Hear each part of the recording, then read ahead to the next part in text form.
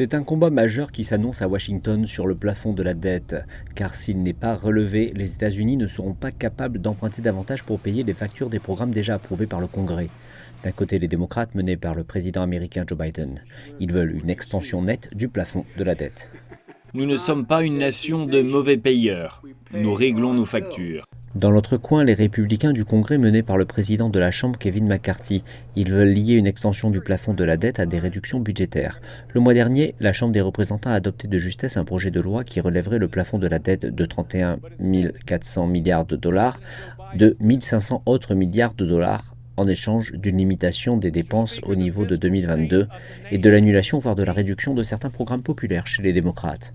Nous sommes le seul parti à faire de l'action fiscale de façon réfléchie qui permettrait de lever le plafond de la dette.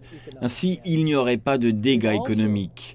Nous nous sommes également remis sur la voie visant à en finir avec les dépenses dispendieuses de Washington et à faire croître notre économie et à nous rendre plus forts. Mardi, Biden accueillera McCarthy ainsi que d'autres dirigeants du Congrès des deux partis à la Maison-Blanche. Biden a indiqué qu'il ne négocierait pas sur le plafond de la dette, mais restait ouvert aux négociations sur les questions budgétaires, une fois que le relèvement net du plafond de la dette sera adopté. Je vais réitérer au chef de file du Congrès qu'il devrait faire ce que tout autre Congrès a fait, c'est-à-dire adopter la limite de la dette et éviter le défaut.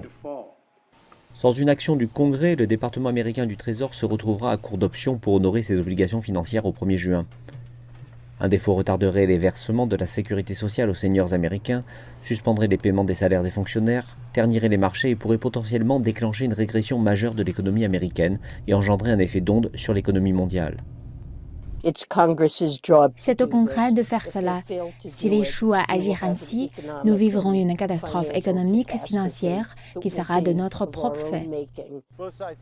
Les deux partis pourraient s'en tenir à leur positionnement politique durant les négociations, mais il y a un risque élevé de contre-coup politique si le plafond de la dette n'est pas relevé et le peuple américain devra souffrir des conséquences d'un défaut du gouvernement des États-Unis.